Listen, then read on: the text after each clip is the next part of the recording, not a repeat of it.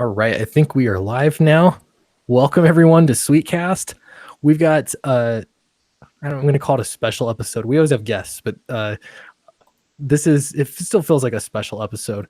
Um, my friend Douglas Ernst is here. Welcome. Hey, thanks for having me. And then the artist on the book, Timothy Lim. Welcome. Thank you for the invite. Yeah, no problem. And I titled this "Good versus Evil in Comics" because it's going to be pretty general, but I think a big part of your book, I want to make sure I say the name right, Soul Finder Demons Match, right? It seems to be good versus evil, and that is something that almost feels like it's missing from storytelling, or it's kind of dissipated a little bit.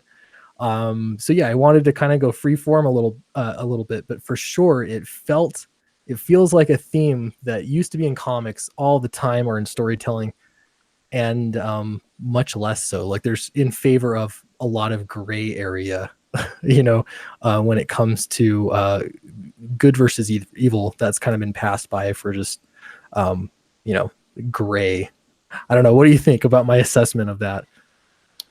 Yeah, that was one of the things that I got really tired of over the years. And again, thanks for having me, and Tim. I appreciate that. I can't stress that enough. But one of the things that irritated me over the years was this hero versus hero idea that kept coming up over and over again. It was just like the creators, particularly at Marvel, really seemed to like that idea, and there was this constant blurring effect.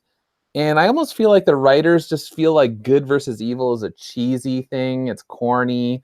And I was like, it's actually really not cheesy and corny. Like maybe some people don't understand good versus evil. So it's like, if you don't know what good is, then you don't even know what evil really is. And that's where things start getting confused. And I wanted to tell a tale where, yes, it was clearly good versus evil. And the protagonist is a man. He's a flawed man. He's got all sorts of challenges. He is put through the crucible, but at the end of the day, he has a functioning moral compass, and he continues to soldier on. Very cool. And so this is it's on topic, but it's more into religion. I don't talk about religion a lot, like personally on my channel, just kind of get the edges of it. But I am curious there's a lot of films out there, and probably books too, on exorcism. And I wonder, is it coming from a Catholic perspective, is it kind of obnoxious when you see that stuff, or is it like, I don't know, shot in a good light, or I don't know, what's kind of your thoughts on exorcist entertainment that's out there? What do you think, Tim? Well, it's funny because we kind of had this same talk not too long ago, but it is derivative in the sense that with the William Peter Blatty exorcist that kind of is at the forefront of people's minds when they think of exorcism. It's the gold standard and pretty much the only standard, because even though it has elements in it that are very, very much kind of out there, it is based around the Roland Doe story, which is a true story in terms of the events that purportedly happened. And so some of the supernatural elements are not so far out of the realm of possibility as far as things that could happen supernaturally are concerned. But because it set such a high bar, it's been very rare recently in film where they haven't, where they either have met that standard or did nothing more than do something as a pale comparison to it. So one of the things that Doug and I had talked about recently was elements in the book that I was intentionally trying to avoid as being seen as being a copycat of those elements of The Exorcist. In fact, in recent memory, because I've seen a lot of these possession films, and recently in the last 2 years, I've just avoided them completely because they're almost predictable. I think the closest thing that we've come to an original film is The Exorcism of Emily Rose, which is actually based on another purportedly true story, that one of Anneliese Michel in Germany. It's actually the reason why the Vatican requires two people of medical expertise to rule out anything as a scientific pathology before an exorcism can be performed. And I thought that one took a very good and original take on the story of possession. But it's tough, and it's tough because even in the realm of the religious notion of demonic possession, it's as if humans have an instinctual idea of the limits as far as a demon can go. In terms of the things that we encounter in your classical tales of possession, there seems to be your classics which pop up, and then there are things that we would just consider to be kind of outside the realm of possibility, which is kind of ironic considering that the supernatural, by its very definition, means that it's above the natural. So I know that one thing that Doug and myself, also being a Catholic, and two other Catholics tried to do was make sure that in the script that we try to avoid as many of those elements as possible. But it kind of depends. I think there's some people out there who watch horror who might disagree. And if you have any good recommendations for films that deal with possession, I mean, I'd like to hear them because I've been kind of out of touch for the last 2 years. But yeah, that's a very good question. Well, so for me, I've seen a few movies on exorcism, and it's interesting to me. I'm religious too. I'm LDS, and so we have, I think, some similarities in and also some differences, I think. But what was interesting to me is that in the movie, I'm trying to remember what it's called, The Rite. Have you guys seen that? Yes, with Anthony Hopkins. Yeah. That was really interesting to me, and I don't know how much of it is accurate, in just that, if I remember correctly, he went to the Vatican and to take special classes, and you also had the interesting component that he seemed like he wasn't really into it, like his heart wasn't into it, the main character. It's been a long time since I've seen it, but there's something that is really fascinating to me about hearing firsthand experiences of supernatural events, something that you can't go and verify, you know what I mean, scientifically, but it comes from somebody just giving you their word that this happened. And I've heard that in I served a missionary. I served as a missionary for my church, and I've heard some instances and some stories that, again, I can't prove one way or the other. They're just from individuals, but there's something in the retelling of that experience where people, you can tell there's their emotion in it, and they're maybe even afraid, or there's there's something there, and that is fascinating to me, and that's something that I see captured in some of these tells around exorcism. So I don't know, is The Rite, is that way off base? That's probably the most recent one I've seen. I actually haven't seen The Rite, but I actually know of the book it's based on. If I'm not mistaken, I think it's the book by Gabriel Amorth, which is actually he's actually a high level exorcist. What is interesting that you pointed out, which is true, is that depending on the level of exorcist you are, there's actually more exorcists in the United States than one might think. Pretty much there has to be one for every parish by Vatican rule. And so they're actually more common than people think, which is scary, because it means that for every exorcism that takes place, you had to have two medical experts kind of look at it and rule out a normally occurring pathology for it to happen. But you're right in the sense that for a lot of these supernatural tales, they're mostly anecdotal, because there is a lot of secrecy involved with what takes place, and that's to protect both the priest and to protect the status of the individual. A lot of them just don't want to be named because it's kind of an embarrassing occurrence. But I actually have, it's not personal anecdote, obviously, but interestingly enough, I went to a Catholic school, and one of our teachers was actually a student of the twin brother who performed the classic Exorcist, the one of Roland Doe. So the priest who performed the Exorcist was actually one of two identical twins. And so the story related, and this is actually part of what an exorcist has to go through, at least in the Roman rite. Before they perform an exorcism, they have to go through a lengthy confession. So they go to another priest and they confess. So it's, Sacrament of Reconciliation is pretty unique to Orthodox and Catholic churches, but it's where you examine your conscience and you try to kind of expunge your sins and get a form of plenary indulgence so that you can be forgiven of them. Now, why do they have to go all the way back to the beginning? Most Catholics, whenever you sin, you go to confession, and then the next time you go to confession, you don't have to backtrack. You just basically say what you did from the last time. Well, in the case of exorcists, they have to go all the way back. And the reason they do that is because when they confront a person who's purportedly possessed, that demon can use all the sins of the past against them. And supposedly, in the story of Roland Doe, And this is all recounted in the book Possession. According to the story, the first time that an exorcism was attempted, it wasn't by a Catholic, it was by a Lutheran. And the anecdote was that the Lutheran priest was shocked. There wasn't any concrete details released, but basically what happened was the demon was or the possessed was divulging things about the priest's past that he found rather embarrassing and that only he personally would know. So it was the idea that as part of spiritual warfare, you try to get all of that out before you do battle with the demon.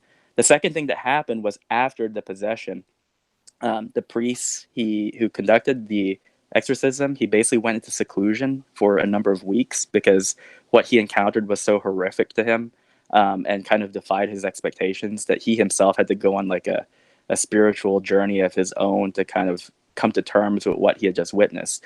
So it is very fascinating. I mean, it's something, as religious people, a lot of times I think maybe the non-religious or the skeptical think that we are religious because we've encountered something that's concrete and personal to our lives, but it's more the personal side.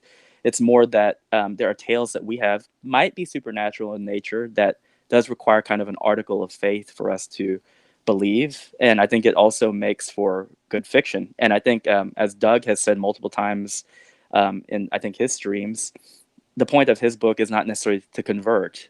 It is just to tell a story that in the nature of good and evil, the Catholic faith makes a good fictional setting for it, playing by the rules that we kind of have as canon to our faith. Mm-hmm. Yeah, I love that point because there's like I'll say with this book in particular, Soul Finder, Demon Slayer, right? No, Demon's Match. My bad. Demon Slayer. That sounds cool. Sorry, that'll be the sequel. I'm Goblin sure. Slayer or Goblin Match. Goblin's Match. My bad. Yeah, but something that's interesting to me is I don't have to be Catholic to enjoy it. Again, for me, it's almost like a firsthand, like you're hearing a story from somebody of something really otherworldly that has happened, and there's something just fascinating about that I like. The other thing is this is a little controversial, but I'm actually a pretty big fan of M. Night Shyamalan. Not that all his movies have been great. He's pretty hit and miss. But when he does a movie well, I really enjoy it. I know that's an unpopular opinion sometimes. But something that he said that was really interesting to me in one of his movies was that if there is an evil, there is also good. And so with stories, where there's obvious and apparent evil, it also kind of has the message that, on the other hand, that means that there's good if there is evil, as opposed to this gray area. So that, I don't know, that's kind of another interesting aspect that I liked about it. Let me just check in on the chat real quick while we're here. Let's see. Baptist 702, I had him on the show, I think last week. Says, I'd love to be part of this live stream. I have quite a bit to say in regards to this topic of good and evil. I'll have to have you on another time. I think we're going to be having a pretty full show tonight, but I do appreciate it. And then Jake Quinlan says, one of the most popular horror movies of all time is The Exorcist. The kind of primal good versus evil story is really interesting to people, especially if it's grounded. Yep, absolutely agree. Yeah, like 2 movies, LOL. Come on, Clint. Yeah, about M. Night Shyamalan. I liked The Village, actually, and I know a lot of people hated that. I enjoyed it myself, but I realize that's not popular. Yeah, so tell me a little bit about the creation. We'll kind of shift here. How did you guys, I don't know, Doug, was it you that came up with the idea first for the book? Well, yes and no. So, and Tim could correct me if I'm wrong, but we were speaking basically, I don't know, early last year, and we were having a phone conversation, and I was telling Tim about basically what would become Soul Finder, and he was like, well, that sounds very similar to an idea that I had as a kid with a G.I. Joe contest. And I don't know if Tim wants to talk about that, but it was in many ways very similar. And then it was just one of those things where it's like, wow, that seems like a good sign to maybe we should work together. And so it just kind of came together from there. And Tim was like, if you're serious about this, let's write the script and then we'll go from there. And So that's exactly what I did. Well, yeah. So I guess I'll just interject really quickly, and then I'll let Doug pick up. But the thing that kind of bugged me, and Clint talking about our faith, one thing that I think attracts people to both Catholicism, LDS, and Orthodoxy is that we do have a very kind of set number of what we would consider canon law. It makes our theology rich, and regardless of your faith, you can look at it, and it's almost fascinating to study because you're trying to see how all of these rules intertwine and why people lead kind of these lives based on a set a number of things in moral law. And one of the things that has always bugged me about works of Catholic fiction is that they either get it wrong or they all play into the same stereotypes. And me, growing up as a Catholic, I had a lot of really good Catholic role models, especially the priests that I was around. I actually had two priests, one of which was a former NASA engineer. He actually worked on the Mercury space capsule, and he hot-wired cars for like a hobby. That was his thing. He just liked refurbishing old cars and get just being kind of a general handyman. So I had a lot of these really good influences. So there was this GI Joe contest a few years back where basically the idea was if you could design any GI Joe character, what would you do? And so I thought of it, and the idea that I had in mind was to create like there has not been a chaplain as part of the GI Joe team. You've had like a professional boxer, you've had a mountain climber, you've had like an Eskimo, but there's never been a chaplain. So I thought, wouldn't that be cool if like Cobra had a black magic organization where they had like soldiers for Cobra that were possessed by demons or zombies, and so you had a chaplain who was basically like a master at exorcising these kind of demonic foot soldiers for Cobra. So that was what I told Doug. And after Doug and I talked, and not to say that I was questioning Doug's theology, but I've known a lot of Catholics who were either lapsed in their faith or didn't really know much about it. It struck me that Doug and I were kind of on the same page in terms of the reading that we've done, our general knowledge of theology. And it occurred to me, well, I think this is the opportunity for someone who I think has a good grounding in faith to write something that I could actually glom onto. And so that's kind of how we, how this whole process got started. Now, the work that Doug ended up doing is genuinely unique to him, and so any influence that I might have as far as my own personal anecdote is superficial to that. So Doug definitely took it in the direction that he wanted to. So I don't want readers to think that that's what they're going to get when they read this. This is definitely something a lot more involved than just my adult musings as a teenager thinking about GI Joe. And okay, so we had this conversation before we went live, but I'm on one of these Matt Weldon pieces, and so I got to stop and talk about Matt Weldon for a minute. That's okay. His art is beautiful. He's amazing. He did a variant cover for Downcast, and then he looks like he's done two pieces for Soul Finder. I don't know. I'm having a hard time remembering the name. And both of them are just gorgeous. He's amazing. How did you get connected with Matt to do these pieces? Well, one of the things that we wanted was a lean campaign, and so because this is Doug's first time doing it, he was relying mostly on the experience that Brett Smith and I had doing them. Brett and I had worked together on Trump Space Force, and then Brett worked with Richard Meyer on Jawbreakers. And Mark Pellegrini and I worked in tandem on Wall Might. Now, Wall Might was a very lean campaign, extremely lean. We limited the campaign. We already knew how many copies we would sell out of if we did, which was 700, and I think it was 700, yeah, altogether. So between the two, like a really robust campaign with a number of perks versus a lean one where you only had basically 2 or 3, we decided to go for the leaner one. And one of the things that we had on that campaign was original art, and people loved it. Matt Weldon, his pieces that we put up, we had 3 pieces. All 3 sold out within a minute.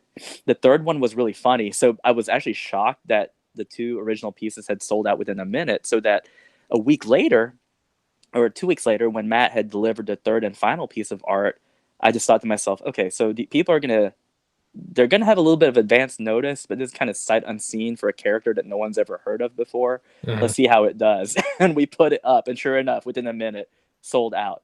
Yeah. So I said, okay, I'm not crazy. Matt Weldon is a really, really good artist, objectively. So good that people not connected to me are buying this. And so in kind of mirroring the campaign, I asked Doug if he would like Matt to join. And he said, yeah, absolutely. And so Matt and I live very close to each other. We had lunch one day, and I just said, hey, if you're free, Doug Ernst would love to have you do some work for Soul Finder. And he was up for it. He was very inspired. I was actually shocked because he got the artwork to us in 48 hours. And so I think that was kind of a record in terms of things I've asked Matt for in the past, but that's how Matt came to be involved. And I think actually Doug's reached out to him, so he might actually be doing another piece for us pretty soon. Nice. Yeah, I really liked working with Matt because he is a really humble guy too.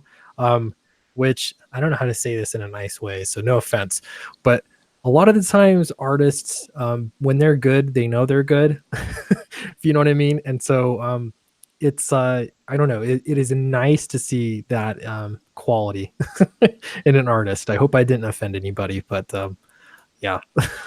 There's no point in trying to keep him humble because he's already humble. He's already humble. Yeah, I know that. Yeah, that's one thing I really, really like about Matt. That, and he is genuine. I mean, he's a fantastic artist. He is going places. I would put my money on that. Yeah, let me look at the chat here real quick. Jason Black says, Sweetcast, I really like how you've been freeze framing the cam on your face at the end of your recent videos. You should use some cheap Windows Movie Maker effects to transition it up to full screen. Did I freeze frame on my? I know I've been adding my face to the corner. I don't know. It's kind of an experiment. We'll see how it goes. But yeah, I appreciate the feedback there for sure. And Jason also says humility is overrated. Yeah, I know. Well, I don't know. It's refreshing sometimes. I'll say that. Yeah. So I posted a link for sure. I'd say go check it out. Because I got this book day one. I backed it. I'm pretty excited about it. Not just because, I've been getting to know Doug pretty well, over Twitter and things, and on live streams, but it genuinely sounds really interesting. The art looks really great. And speaking of great art too, you have this cover by Dave Dorman, which is also fantastic. It looks really good. Yeah, that was something where I was just blown away by what Dave did. We just kind of gave him like a couple quick ideas of, where we wanted to go with the covers, and then he just ran with it. And then it was really cool for me because I got to see the process as he was going through each sort of step in the painting process, and to see it actually come together like it did was just like one of the coolest things. So, I don't know. Again, being the first time going through this for me, I've said before, it's been a surreal process. Yeah, it's cool. It's stressful too. I don't know. For me, for sure. So I did a crowdfunding campaign for a card game. I've told this story before. And I did some work like on the ground, going to game stores, trying to promote it and doing, getting email addresses and everything like that. And it was a pretty miserable failure. When I launched it on Kickstarter, it was pretty disappointing. So yeah, that kind of stuck with me. It's so nerve wracking to put yourself out there to that level, especially where it can be measured with, monetary value, and it's a lot of pressure for sure.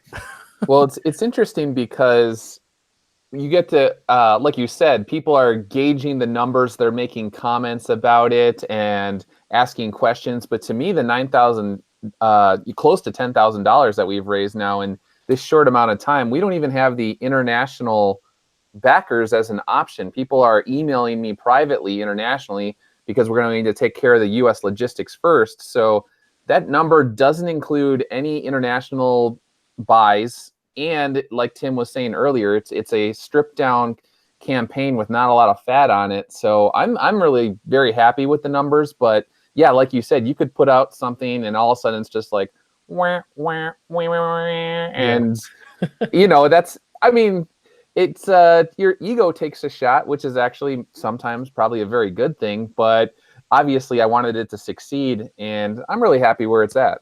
Mm-hmm. Well, and you guys should get funded. Really, like it's not far away. And I'm gonna post the link one more time here in the chat. But yeah, if you're watching right now and you haven't backed it, I would just consider it. You're looking at $15 for a book, and this is, let's see, how long is this thing? I don't want to say the wrong number. Is it 60 pages? It's 56 story pages, but our first stretch goal is actually to make it 64. So I guess wow. the surprise is once we hit that 10K mark, it is going to be a 64-page book. So Nice. it is a hefty tome. So hopefully, yes, I do think that people will get their money's worth. Yeah, I love that. One thing that Tim, I don't know if people know, I mean, obviously they could love his art, but Tim did basically all the number crunching for me on this. So he was the one, if you're happy with the $15 price range, who was able to go through his previous campaign, look at all the numbers, and like I've said before, I wanted to try and get the price point as low as possible for people who wanted to get in, and that's all thanks to Tim for crunching these numbers and getting us something that is very customer friendly. Yeah, that's an important point too. And shipping and yeah, it gets difficult to make all the numbers work just right. Yeah, it'll be interesting to see. I would imagine that you guys will. I mean, if I were to guess, it would probably hit 20K based off of the how things have been going so far. We'll see though. It could do better than that for sure. Yeah, that's a big part. I'm curious with the international backers, why are you doing the domestic first? I'm wondering if it's something I should be doing. What yeah, what are your thoughts on that? A couple of ones. The major one is that through the Trump Space Force campaign, the biggest nightmare that we had with the fulfillment was international. Not necessarily because of the cost, because the cost we were willing to include and incorporate into the funding itself. But that's the problem with crunching the numbers. I honestly, because none of us had run the campaign before, the one thing I didn't even think about was the logistics of the shipping process itself. Once a package is shipped from the United States, if you do not have paid insurance, insurance is not guaranteed for those transatlantic or transpacific shipments, which means that if a person in Germany or Estonia or the Dominican Republic says they didn't receive their book, it's just your word against theirs or vice versa. So the onus of responsibility is you, the creator, to answer that customer feedback and mail another book out, which means a completely new expense, especially without any insurance. Now, there are some countries I think that do come with it, but not very many. And shipping is very strange. For example, we found out in some of our orders, shipping to Canada was actually more expensive than shipping to Great Britain. Canada actually underwent a postal strike the month that we were shipping out, which was in January, which meant that Canadian backers, a lot of them didn't even receive their books until February. And so a lot of them were very upset about that. They thought that we didn't even mail any books to Canada. And we were actually able to track the packages to Canada because they actually did come with shipping tracking information in Canada, but they were all held up in Canadian post offices. And we had no control over that. Whenever our backers went to their post office to pick up the package, their response was, well, you're going to have to talk to the people who sent the package. It's not our responsibility that your package is kind of lost in limbo. And so in the US, it's easier because if a person says that their package was lost or stolen, we at least have the benefit of being able to track our packages to the porch. And most priority mail shipping comes with insurance. So we already had our backs covered. For international, you just never know. What if there was someone who had spied against me and just kept on saying their package got lost? That actually happened twice. So on two occasions, one in Spain and one in where was the other one? I think the other one was in France. We had the same person who say, hey, I didn't get my package. So I spent the money and sent another one out, $35, $50. Same thing happened again.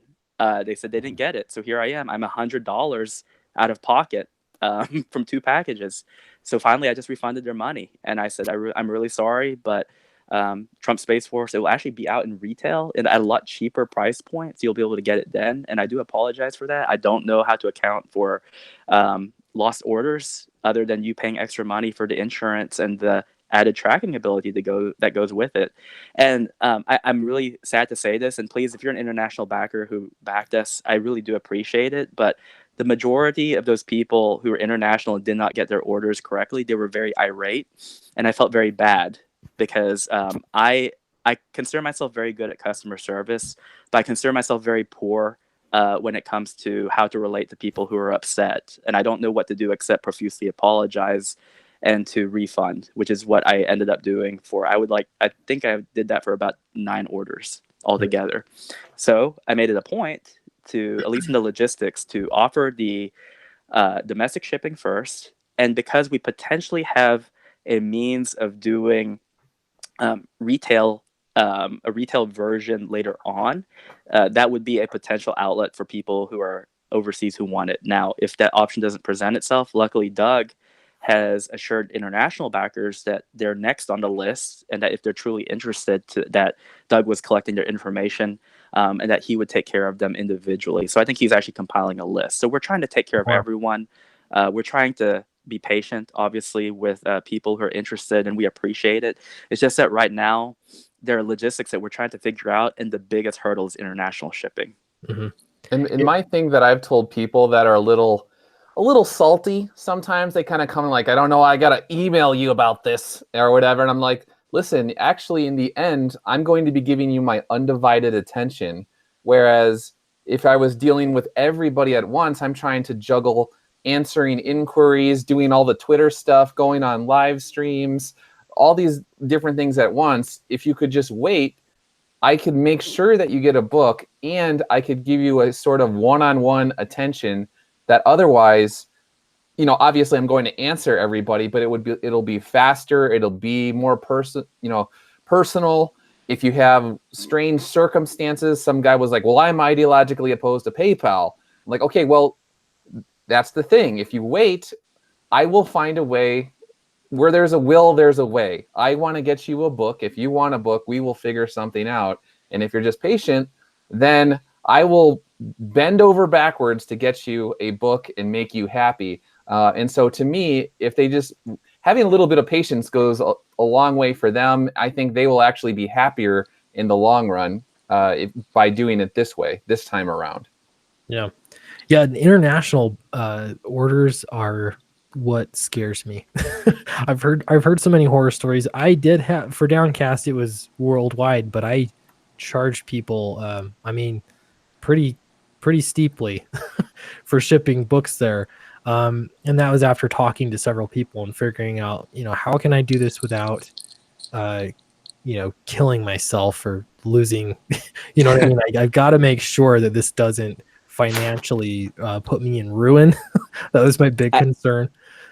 That was actually, I'm glad that you pointed it out. So a question that people have asked is, well, why not just charge the extra shipping? Because if they want to pay $50 to $60 for that, then why not do it? Well, what I did was, after Trump Space Force, I was looking at some other campaigns that were running that were offering international shipping, and I saw the comments, and the comments were things along the lines of, "What? You're gonna charge me $40 for shipping? Like, no way!" And I just thought, well, let me look on USPS.com, and I look, and it would say average shipping to this country, $40. So it's like, you can't win, because by charging the rate that it would normally cost to go, you're still going to have people who aren't happy with that. Trust me, I'm not happy with it either. I really do wish that there was, I wish that there was some sort of flat rate for international shipping that was at a affordable price point. But unfortunately, that's not the case. And now when I think of, it's frustrating, because right now, as we're trying to solve the shipping and fulfillment hurdle, this is where like Diamond Distribution really comes in handy, because they actually have those outlets to reach international markets where people can pick up these books at cost on their stands. Whereas us, kind of running grassroots, we have no choice but to either not offer it at the price it's supposed to be, or just fulfill books individually and take care of customers one by one. So it is frustrating. If anyone out there has a solution, you know, more power to you, but that's still something that we're trying to work the kinks out on. Yeah, it's tough, man. I wish there was better distribution options. Yeah, I don't know. I'd love to see things get better, but right now, those are absolutely real constraints that affect everybody. It's not the for international backers, it's not that anybody's trying to make your life more difficult. It's just the logistics. And I actually think with guys like us, sometimes people forget that like Tim has a full-time job, I have a full-time job, you have your own job. And so it's like we really are, when you're talking about like the indie stuff, there's a difference between someone who's an artist or a creator full-time. That's how they put bread on the table. And people who just want to make a comic so bad that in their spare time, they are doing whatever they can to do that. So it's like, if I didn't have my job at the newspaper, I would be more inclined to be like, yeah, just put the international on there. I don't care what I have to do to figure it out. I will have that time. But it's like when you you're trying to keep up your YouTube channel, put that content out, plus run a campaign, plus do your job, and then your family responsibilities.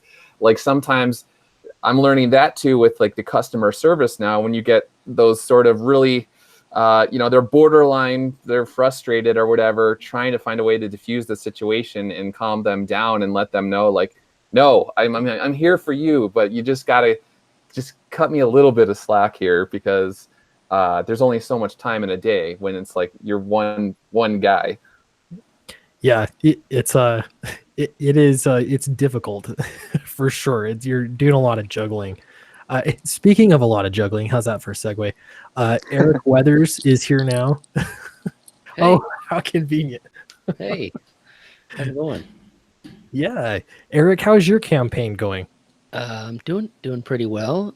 We crossed the $10,000 threshold on Saturday morning, and clipping right along. Nice. Yeah, that's good. And that's his book is Flying Fortress. In case anybody doesn't know about it yet, it looks really, really good. I backed that like a week ago, I think. A week ago.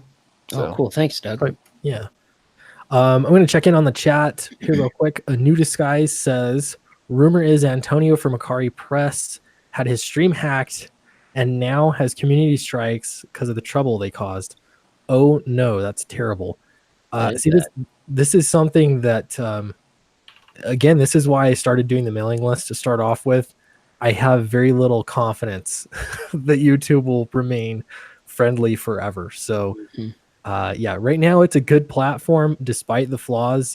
For me personally, it's been everything. Like it's been the only way I could get my stuff out there. So it's been really good. At the same time, that kind of stuff is absolutely frightening. So, I feel bad for him. I hope that gets sorted out and he doesn't have to lose monetization or anything like that. That'd be terrible.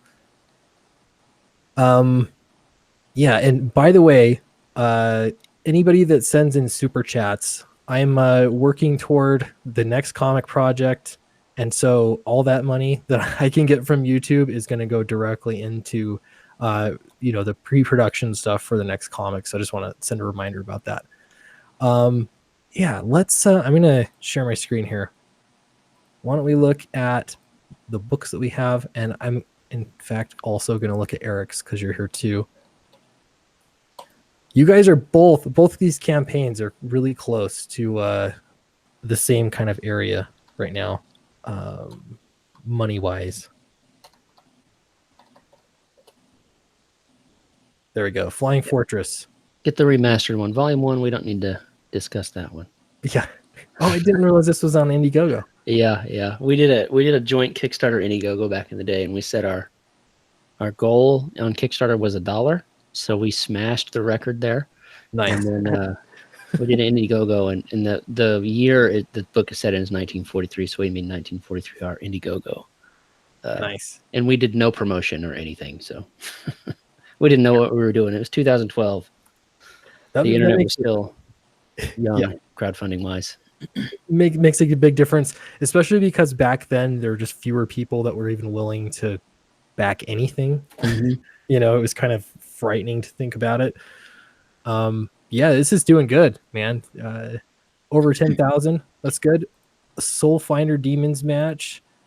Demons. Yes, I said that right. I keep panicking. Soul Finder Demons match is really close to 10 grand. Yeah. This is only really a few backers away, and that happens to be the goal. This is a flexible goal too. I've noticed a lot of people do flexible goals. I did a fixed goal, and yeah, I'm not sure. I don't know. It's all these little nuances of crowdfunding. I'm still not sure like what's the best. I don't know. I'm hoping it doesn't really matter. Well, if you get funded, I don't think it matters. Yeah, because then you're just it's all a wash at that point. Yeah. I actually considered that because for Walmart that was a flexible goal, whereas Trump Space Force was fixed. I actually don't think I remembered that option with Trump Space Force, or maybe I overlooked it. But I was trying to think to myself, like, well, what would the difference be? Because funding is funding, so essentially anything you make is good. But then it occurred to me, it's based on the model by which you're approaching the book. For example, like myself and Doug, this is basically like almost like a hobby or passion project where we've actually sunk a lot of our own resources into it to make it happen. So any money that we can recuperate to kind of offset that cost is good, but it's more like, well, the book is going to see the light of day hopefully at some point. It's just that we do need a little bit of legwork to at least make sure that we can get it to that point of funding. But there's some other folks who, if this comic is your bread and butter and you do need to get compensated for your time in a very concrete fashion, then you want to have that fixed goal, especially if the book isn't complete yet. And I think that's a big one, because I have two friends who are working on their own campaigns right now, and they definitely need a fixed goal, because one of them could only afford the artist to make it through 7 pages. So it's going to be those 7 pages that they put up for the campaign. And then once they make it to that fixed goal, then they can pay off the artist for the rest of the time. And so I think that that's the key difference. I don't know if it makes a difference as far as algorithmically is concerned. I think it's really just based on the approach that that the creators are going for. Yeah. See, and I think if I had an entire book finished already and it was ready to go to a printer, I mean, obviously having a lower goal would make sense. I mean, it would be feasible. You wouldn't have to pay for any of the art or the lettering or anything like that if it was all done. On the other hand, that also takes an investment of either time or money. Sometimes it can be pretty substantial. It was nerve-wracking. We did that for Walmart. Walmart was completely finished by the time we launched the campaign. But then I had to take a month and a half off to do it. And so I was just like, I just want to make sure I get my money's worth at the end of it. Otherwise, I just spent 2 months essentially drawing and not knowing how much I was going to make. So there was a little bit of sweat involved with that one. Yeah, it is stressful. Even now, like my campaign's been very successful. I'm really happy with it. But it's still like, okay, working out the numbers. How's this gonna, shipping and all this? Am I gonna even, how much time have I put into this, like hours wise? Is this, a terrible idea? Really, like ultimately, I look at this. It's something I'm passionate about, but it is also, I've mentioned this before, but it's like an internship. Getting your first book out there and proving yourself is pretty important. And then there should be, there's some money left over for sure to be able to finance the next thing, that will hopefully only grow and do better. And that's very smart too. That's actually what we did with Space Force. I promised people in chats that the higher price point was also to act as seed money for future campaigns. So I was able to actually take some of the funding from Space Force, and that actually helped me kind of justify working on Walmart with no pay whatsoever, because I just took some of the extra and put it to the next project. So we kind of have this snowball effect going on. Yeah. We're doing the same thing with Flying Fortress. That's just going to roll in. Any extra is like, we got a colorist locked in, and I just want to be able to pay him for the pages and just be ready to go out the gate with a bunch of stuff already done. So yeah, these campaigns can sort of hopefully stand on the shoulders of the one previously and build that audience and build that trust with the audience as well. Mm-hmm. Yeah. So I have another question, and this is really from a writing perspective, but I even think, Tim, I think that you might have some perspective on this. Well, Eric, you too as well. But I realized when I was writing Downcast, initially I wanted just it to be a self-contained story and do the one, and that was it. But I kept making promises like it was going to have this in it, it was going to have that, and all the things I wanted to do. And then I realized it just didn't feel like enough pages, and it's 52 pages of story, and it just didn't feel like enough. So once I knew that everything was funded well and that I would be able to get the Downcast 2 going, I decided to slim it down and make the script breathe a little bit better, so it didn't feel rushed. Yeah. And then just planning for if there's going to be Downcast 2, and that'll finish the story, the other portion of the story. There's still some kind of resolution for sure, don't worry everybody, but it did feel like an awkward page length. I don't know, how do you feel about that? Was that difficult for you to fit it in for these page lengths? It kind of depends. I mean, Chuck Dixon, when he did Space Force, obviously he kind of knows what he's doing, and it was meant to be a one shot in his mind, so that was not an issue. For what Mark and I are doing, we kind of ran into the same dilemma in the sense that, so this is like an artist confession. I don't like drawing crowds. I don't like drawing filler because I'm always like the type of person who can't just draw NPCs. Like I can't just make up people on the fly. I always have to I have this feeling that I need to fill it with something substantial. So on My Hero Macadamia, the first thing I thought of was, hey, I know what we'll do. We'll just throw in Easter eggs. Let's just make the crowd like people we know and characters we know and stuff like that. But then what ended up happening was I ended up reaching out to some of our friends, like for example, some of our friends at Antarctic Press, like Brian Ball or Bill Williams, and it's like, hey, you want your character to be in this book? And they're like, yeah, sure. And I reached out to Cody Fernandez, like, you want your character to be in this book? Yeah, sure. And then it occurred to me, like, as we got to talking amongst friends, it's like, dude, this is all canonical. Like, these people coexist in your same world. And it's like, oh my gosh, like now I have to like treat them with like respect and stuff. So luckily I'm not a writer, but Mark Pellegrini is, and in his mind, all of this stuff is like a fine tapestry, and he knows how to juggle it. So I've been very fortunate in that regard. But there have been times where I slip like one or two things in, and I'm just like, oh my gosh, I know he's going to kill me for this. I mean, one key example is like Brian Ball. He and I are very good friends. And so he lets me use Regina when I want. But then I ran into a dilemma because her canonical first appearance in a team up book is My Hero Macadamia. She's a background character. And Brian has said, hey, if you want to see Regina in an outside book, this is canon. She is in this world. But she makes a big cameo appearance in Trump's Space Force. But that's supposed to be an alternate reality where the president is the president and not this anime character. So how can she coexist in these two worlds? And I was just willing to kind of write it off as a joke. But Brian was like, no, I got to make sense of this in my head. Like, how does she coexist? Is it because like between issue 4 and 5, there was a time slip and she managed to go into another world?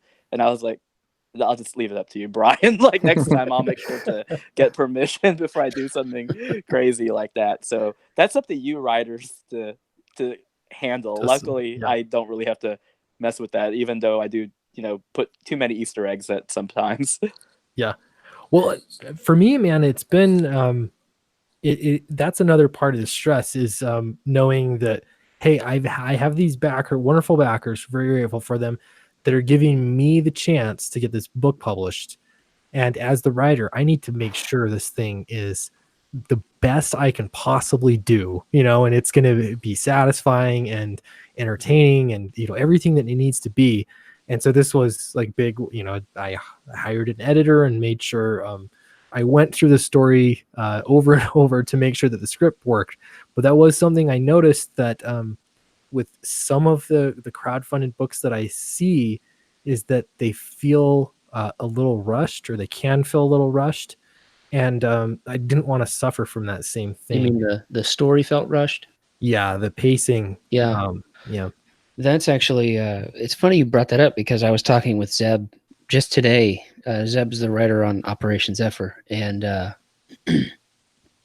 we had been discussing book length is in terms of like how, because we have the whole sort of arc, we can make it 6 issues or we can make it 8 issues, but we know where it's going to go.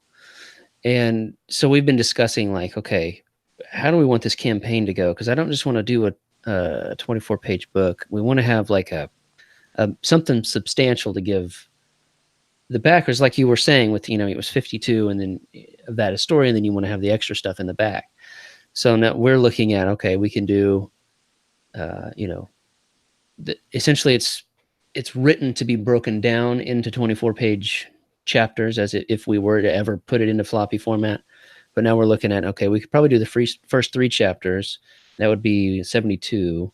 And then maybe as like a stretch goal, we could go ahead and do like the first half of the story at 96 pages and just be that way. We'd only have to do 2 Kickstarters or Indiegogos, and the backers get something weighty, and we're able to tell the story more, with more, what was the phrase you used? More, it has more breathing room. More breathing room, yeah. Yeah, So I think we're going to be leaning towards that.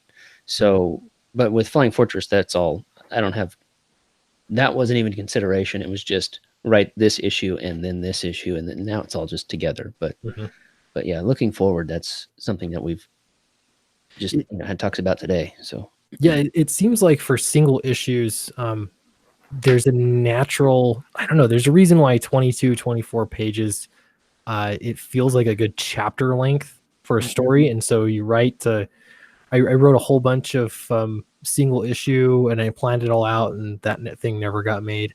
I was working with the artist on a story a few years ago, and then just shifting to, I'm going to do a 48 page to 52 page.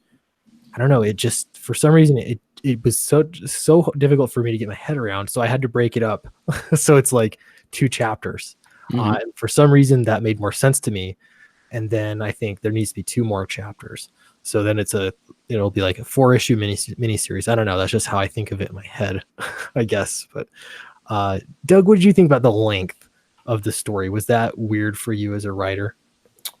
Well, the weirdest thing is that I had never really written a comic script before. So historically, all of my creative writing was just either an actual novel, which still needs to be published. I know you have your own novel published. Or short stories, or even like movie screenplays. So I really was just concerned about just telling this sort of self-contained tale that essentially at the end, I wanted to make sure people knew that I wanted this to be a series. It could very well be a series, but I didn't really care about the length. I know Tim on some level is going to care about the length, but I was just like, I just want to tell this story, whatever it is, it's going to be. It's not going to end up being like hundreds of pages or whatever. So I was like, that's all I cared about. And then I turned in the initial draft, and then basically Tim and also Mark looked at the first draft, and they were like, this is kind of movie screenplay-ish. We need to make it more comic booky. But the story itself, they were like totally cool with.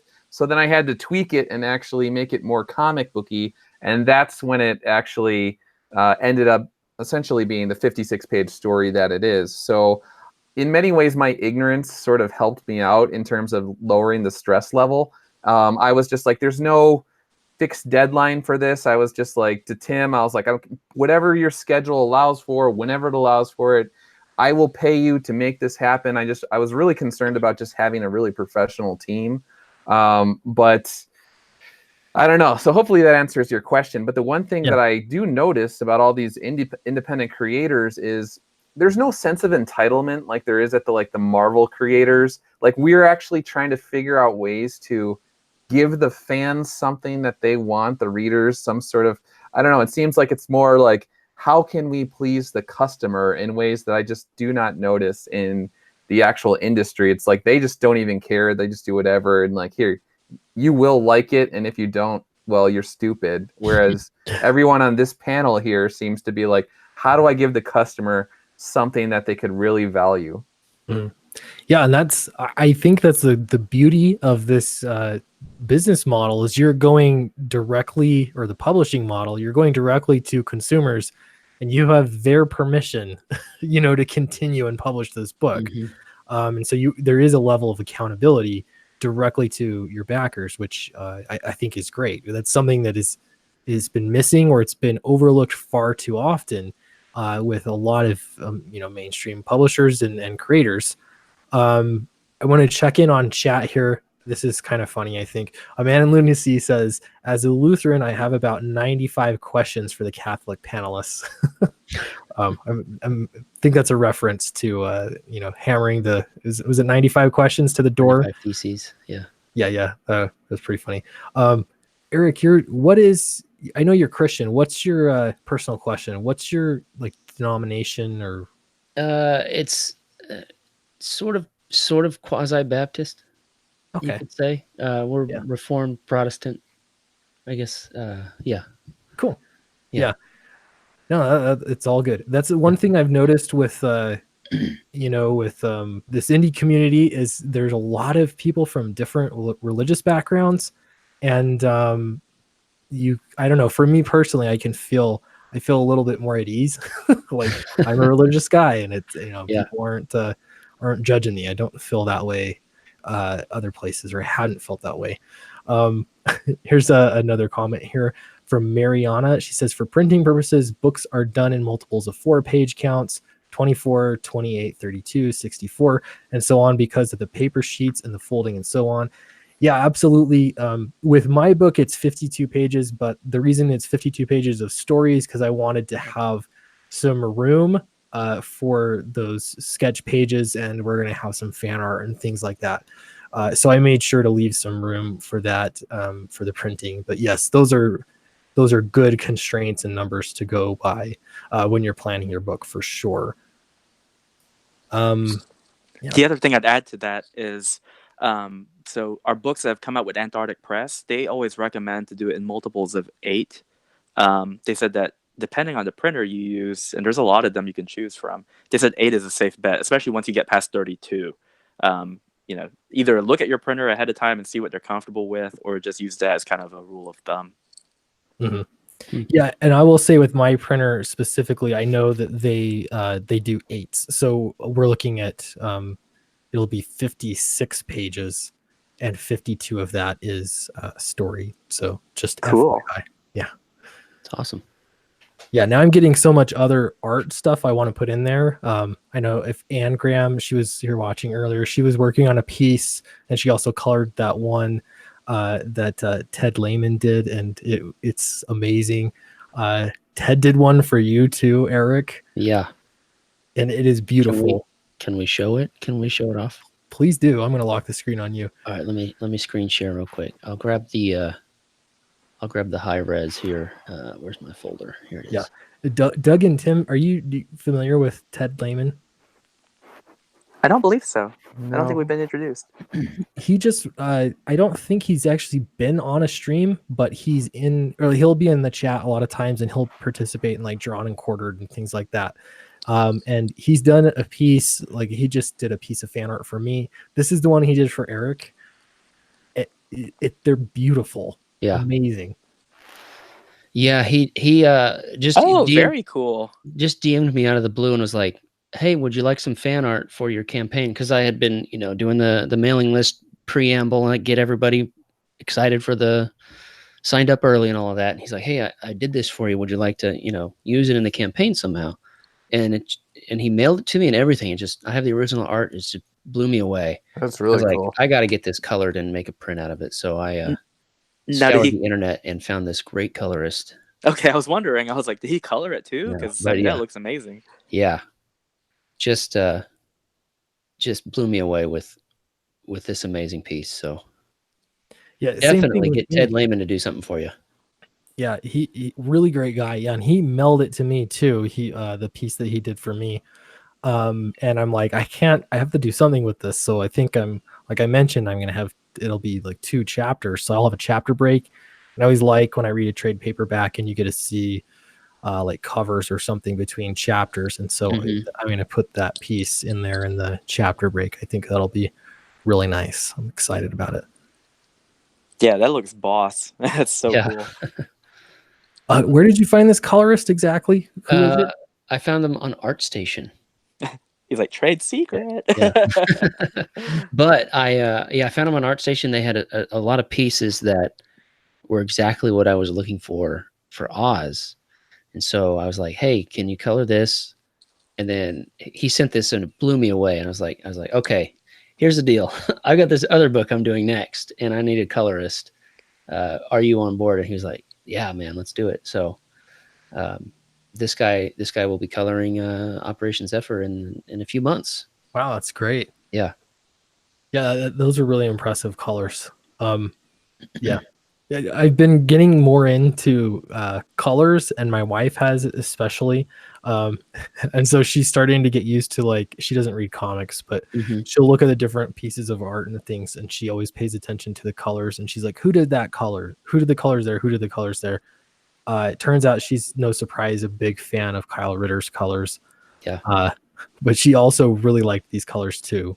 Oh, that's good. Well, I will say that we're clipping towards having this as a stretch goal for everybody. Once we hit 12,000, everybody gets this print.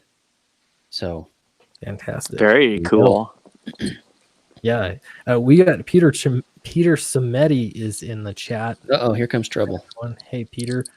I know I saw too Edwin Boyette earlier. Sorry, Edwin, I forgot to mention you. And we have Dr. Wright, Aaron Olson. Awesome people. I know that Edwin Boyette looks like he was doing a lot of tweeting and promoting, trying to help push you guys and everything. Promoting, that's been really great.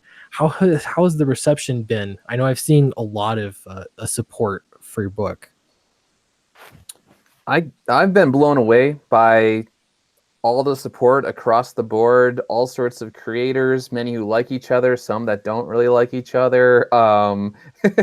So all the different media outlets, Geeks and Gamers, Bleeding Fool, Bounding into Comics, obviously nice words by guys like Peter Samedi, and obviously yourself, Weaponized Nerd Raids, Just Some Guy. I was on Drawing Aces the other week, Fanspeak. It just across the board, it's just been super, super positive. Englentine and I Love Comics, and even some YouTubers that aren't even around anymore, that they were guys like Captain Cummings, obviously people that have been around since the beginning, like Nerd Wonder. So yeah, the list just goes. Doug Tenaple. It just keeps going on, and it's very humbling and cool. And I keep saying it over and over again, but it's just kind of surreal to see how many people within this particular network or this movement have supported this, and that it puts the added pressure on me to make sure. It's like, man, I hope they like this story. I mean, I put 110% into it, but it's like it's the added pressure now. Yeah, you got to make it right. It's good pressure, though. I think it's motivates you in the right ways. I posted the link one more time there for the book. Soul Finder Demons Match, right? Correct. Got that right. Okay. It's funny, I can say it all the time, but then when I'm live, then I have a problem. So yeah. For what it's worth, I'm a true professional. So I posted that there. And something nice too is this book is not going to be open for months and months and months. Are you 100% finished with the art? I am 99.9% finished. I was doing a convention. So Doug knows this, but I gave him a deadline about a month and a half, 2 months ago. I said I will be finished on June the 14th. And I feel like I have to commit seppuku because it's 56 pages and I only am like halfway done between 55 and 56. But I think in Doug's mind, it's already finished. Yeah, for all intents and I was telling Tim it was like Friday night or whatever it was, and Tim's like, I gotta do page 54 or something. And I was like, dude, you're going to the convention. Like, you don't need to do it. He's like, no, I have to do it. I'm doing it. Or whatever. I was like, okay, man. But I know you're good. You're a man of your word. It's cool. You got the convention. You've been doing Godzilla and Dark Phoenix and Heroes Con, all this kind of stuff. And I'm just like, it's cool. It's cool. So yeah, but as I've said before, it's been a real, that's another stress reliever, having an artist. Tim's a machine, and he just churns out work like nothing else. So it's been really great having him on the team, and Brett. Yeah, it's I don't know. The one thing I can assure people is timeliness. When I commit myself to a project, I like to keep my head down and just keep on working and churning out product. And I mean, the moment I'm finally done with the artwork for Soul Finder page 56, which should be Wednesday should be fully completed. By Thursday, I'm already going to start Black Ops 2. And as we mentioned before the stream started, Matt Weldon already has a head start with me on that one. We're both teaming up to do that book. He's taking over the Patriotic portion, and I'm doing the USAGI portion. And he's already ahead of me by about 12 to 14 pages. So I have a little bit of catching up to do to make it to where he is right now. But yeah, we are on schedule on getting that book out, releasing the campaign by mid to late August. So I like keeping timetables. I like being on time. I like working with people who can keep a schedule too. And Matt, as you know, is very good at that. I don't think he's ever been late on anything that I've given him a deadline for. So I like to work that way as well. That's great. Is the goal, I'm curious, this goes for everybody. Eric, I already know your answer to this, but you guys want to do comics full time? Is that a goal at all? Or is it just like a part-time thing? Is that what it's always going to be? I will not give up my license to practice. I think it would be a dream, obviously, but you know how this industry goes. It goes through cyclical waxing and waning. I mean, you'll have booms and busts, and it's kind of a roller coaster ride as far as a market is concerned. Right now, ironically, we're kind of on a downhill slope, whereas indie comics crowdfunding is actually doing very well.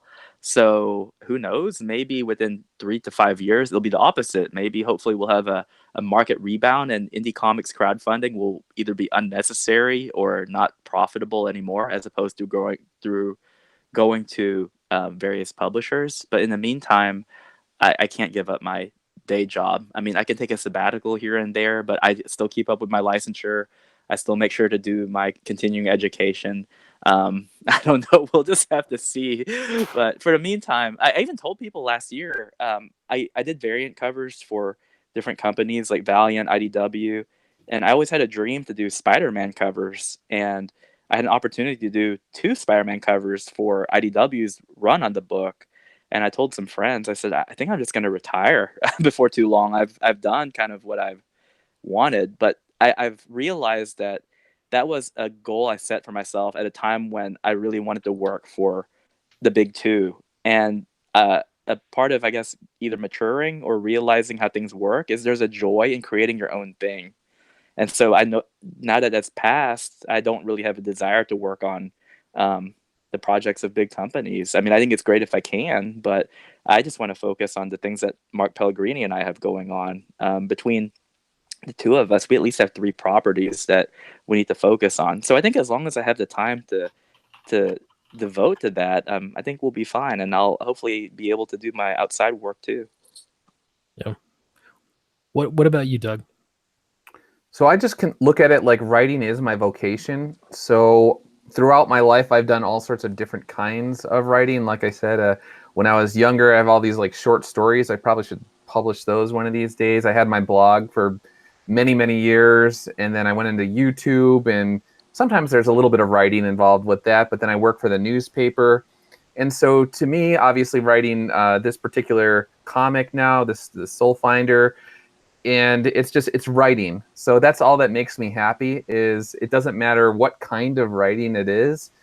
It's like that's what makes me happy, and doing that. So I've always said if I left the newspaper tomorrow, if I started working at Panera Bread and I was doing my blog at the end of the day, I would still be happy. Like, well, 1, I love Panera Bread, but but then 2, it's just like I'm finding I need that creative outlet. I just need to be able to write, and as long as I'm doing that, then it's cool. So one way or another, I will be writing.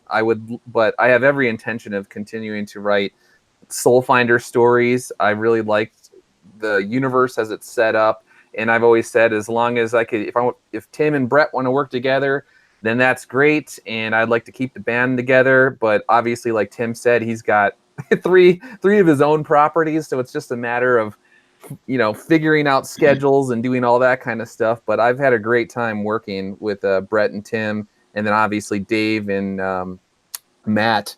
It's just been a joy. That's good. Peter Semeni brings up a good question. Why don't we start off with Eric here? Sure. What's everyone's favorite horror / supernatural story or movie, etc.? Oh, Growing up, my favorite horror movie.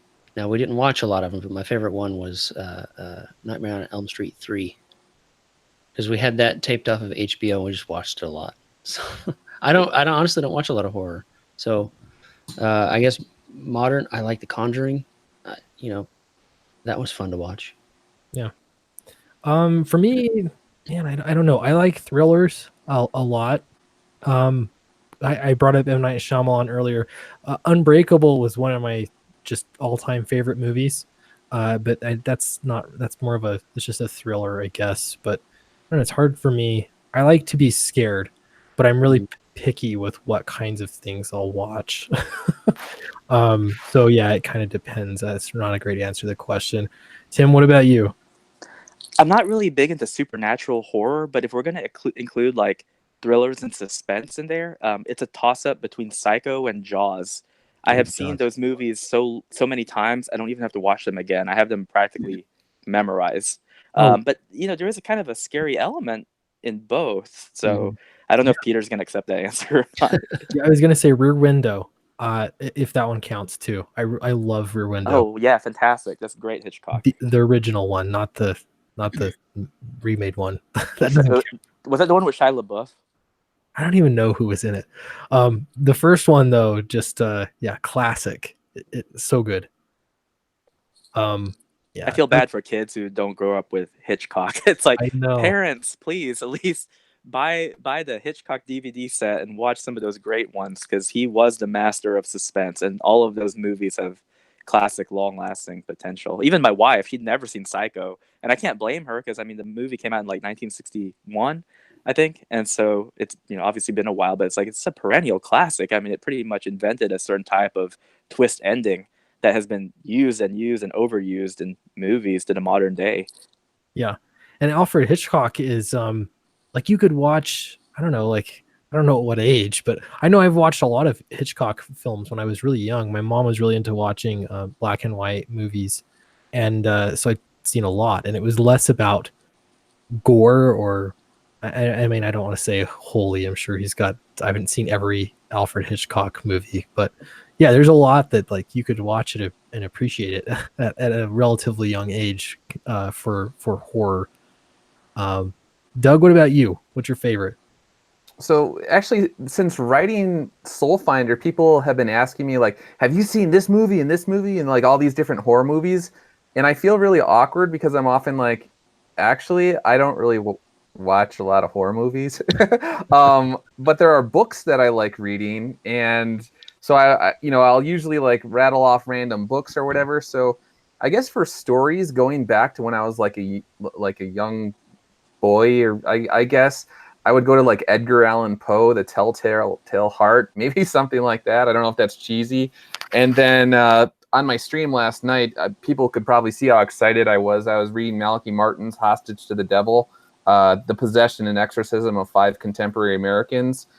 I think that even if anyone's not particularly religious, if you just read it from a psychological point of view, it's actually rather terrifying. That's the best way I could say it. And Malachi Martin, I think the guy's probably got a 150 IQ or so. I love his writing. The book's huge, but that's another one. So I would say Edgar Allan Poe and Malachi Martin are two of my sort of favorites. Nice. And Tim, when you mentioned Jaws, I did not know that about that, but when people press me on my favorite movie of all time, I usually don't like to answer that question, but if I had to, I usually say Jaws. It's a good answer. Yeah, that's a great one. Now, I think I think Jaws: The Revenge in some way actually counts as a supernatural film, because the logics of it make no sense. But oh my gosh, have you guys ever seen the TV edit for Jaws: The Revenge? So people make fun of it, and it is terrifying because the way it begins, and I saw it when I was like 12 or 15, somewhere in there. But the way it begins is it has this like, it shows water with fog over it, and there's a man narrating, and he's like, there are some events in the world that defy explanation.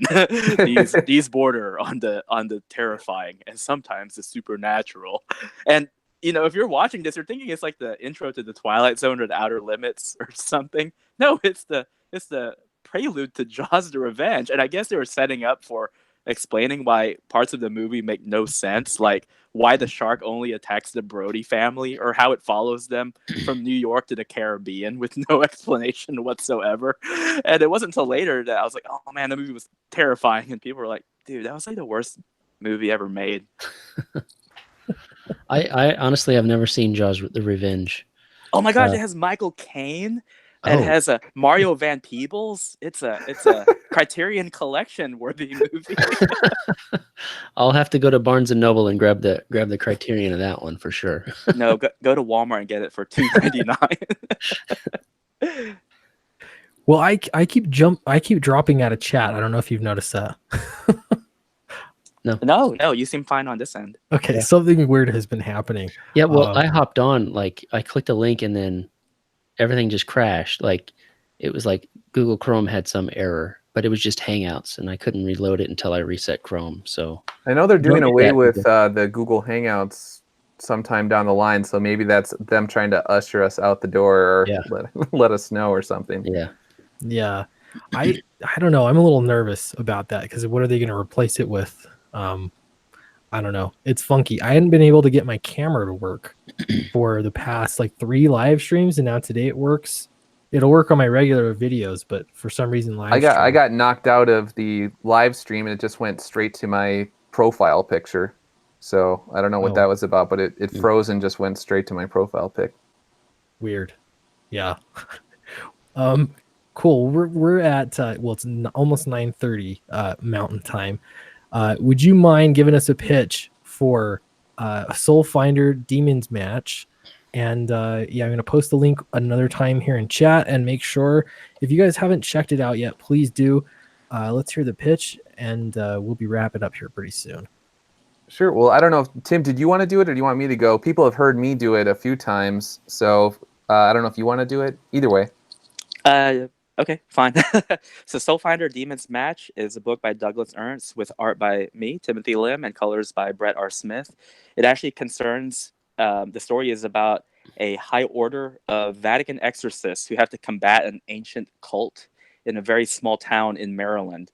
And they encounter evils that most people on a daily basis would not run into. And there are some eccentricities to this cult that challenge even what the Vatican considers to be outside normal supernatural occurrences. What makes these soul finders so unique is that they have to have a degree of veteran or law enforcement experience. And the reason why is because they've seen horrors that only they can tackle when confronted with what these demons could come up with. So our goal is $10,000. We're near approaching it. We have a stellar team.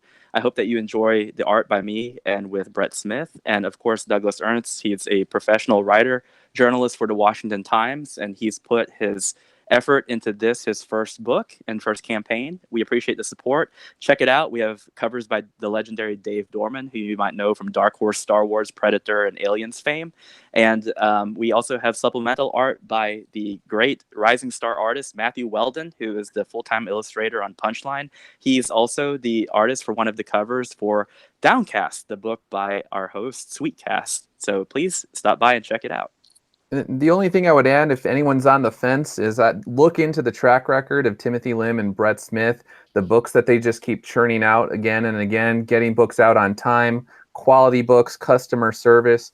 When I was putting this team together, I was like, I want guys with a proven track record of success. And when people go to that Indiegogo page and they see Tim's art coupled with Brett's coloring and then a Dave Dorman and Matt Weldon, they were like, okay, this might be this dude's first time out the gate, but I could tell he means business. He's serious. And so hopefully if you're on the fence, that'll let you know, like, you could have faith that we're going to deliver for you.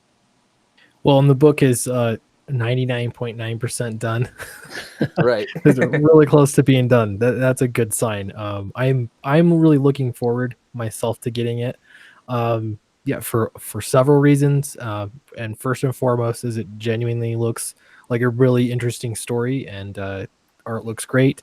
I'm eager to read it.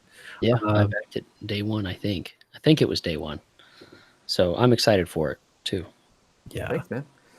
Yeah, don't forget to check out Flying Fortress as well. Eric, you want to pitch that to us as too. I know a lot of people have heard it, but A lot of people heard it. Well, fans since too. a lot of people have heard my elevator pitch, can I do a little dramatic reading for you? Oh, please do. Yes. Okay. The year is 1943. War rages across the globe. Captain Stephen Reynolds and the crew of the B-17 bombing Betty are tasked with a secret mission to bomb Hitler at his hidden base. After busting his bunker and sending him into oblivion, their victory is short-lived when they are shot down by an experimental enemy fighter and crash land in the Middle Ages. Losing one of their own to the evil Infinite Reich, our crew finds allies in unexpected places. Using a newfound technology, they must do what they can to survive, and more importantly, find their way back home. Medieval knights, a crazed monster, a mad scientist, and alien Nazi tech come together to tell the story of Flying Fortress. Dun dun dun. Yeah, do check it out. I backed that one too. Really excited to get it, and it is done too. Yeah, it's done. It's 100% done. None of that 99% nonsense. There's a one up. I have failed. I will commit seppuku now. I won't mention the fact that Downcast is like 30% done right now. So yeah, I wouldn't bring that up. No, I wouldn't dream of it. Yeah. It is moving though. Cool. Well, thank you everybody for coming on to Sweetcast, and I really appreciate everybody in the chat, everyone watching now. If you don't mind, please do leave a thumbs up and like. That really helps us out with the algorithm. And yeah, we will see you next time.